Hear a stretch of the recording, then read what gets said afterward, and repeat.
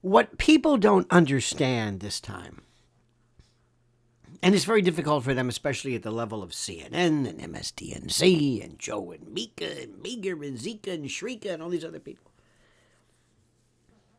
is that the rules have changed drastically. President Trump is now in a status, by virtue of his cultural cult status with Elon Musk, Joe Rogan,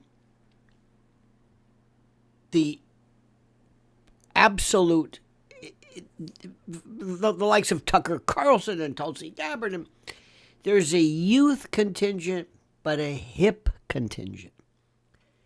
A contingent, an aspect to this they have never thought possible.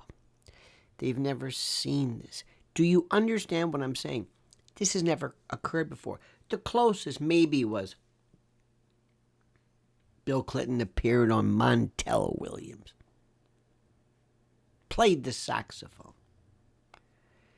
What difference does that make? Did it make any difference? Not really. But it was considered at the time like, wow, he's a hipster. He's cool. Maybe before that, Reagan sort of was maybe, he had his Hollywood friends, but nothing like this. John Kennedy was young, but wasn't cool. It was a different time. Donald Trump has assumed a position that you will not be able to undo for years to come.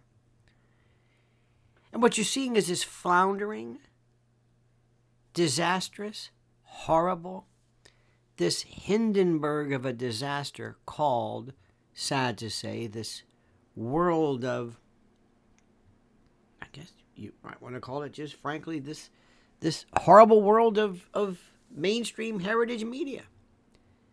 They don't even know it's over yet. They don't really get it. They don't understand it. And it's wonderful to see this. It's wonderful to see the anger and the screaming. And not only that, every one of his charges virtually, he beat lawfare hands down.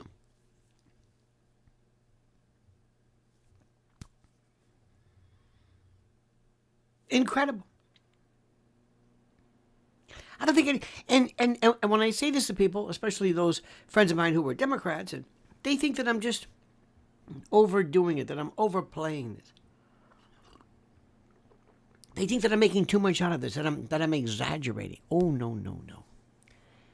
Believe me, I'm not exaggerating anything. What I'm saying is absolutely true. What we are seeing here is something that, when you have Elon Musk, who was the richest man in the world, but of a level, I'm trying to think, maybe the richest guy might be Howard Hughes in the old days when he had his, he owned Hollywood studios, and maybe, that sort of thing. But aside from this, I don't know. I don't know if there's any other way to say this. I don't know if there's any other words to describe this. So what we're seeing right now is we're seeing the richest man in the world, the coolest man in the world, who's doing Neuralink and Starlink and all these other kind of things, and SpaceX. You're having him mixed with other people, Joe Rogan, whose status in podcasting knows no.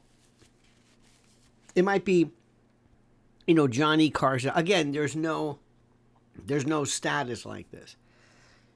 It's bigger than anything. His endorsement probably meant more than anything anybody could ever put into words. You hear what I'm saying? It's nobody has ever seen this before. And what did the left have? Nothing. They had to pay people. They paid Al Sharpton for what? I'll never know. They paid Beyonce to just show up and not even perform, just read a line. It was so insincere, so detached, so unfounded, so unreal, so unfriendly, so unimportant. Let me just. You can spend all the time in the world you want talking about whether Matt Gaetz is stepping down or whether Pete Hegseth and whether Tulsi and Pam Bondi with the Scientology or whatever the hell that's about. I have no idea. None of that matters. You are seeing people doing the Trump dance. There is a level of cool that the radical left and the people who, by the way, always fancy themselves as being the spokespeople for, they actually thought they were connected to the left. They did. They thought we're the left is, oh my God, Tom Hanks and George Clooney and I don't even know what that means.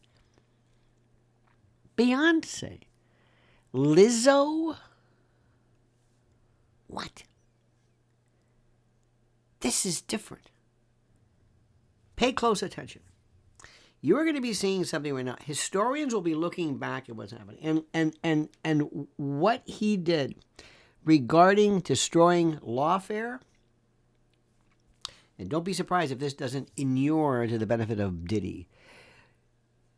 Believe it or not, President Trump and the likes of his may say, you know what?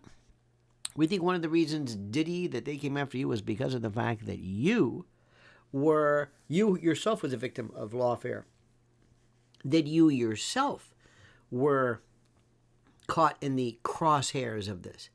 I can relate to this. I can dig this. I can understand this.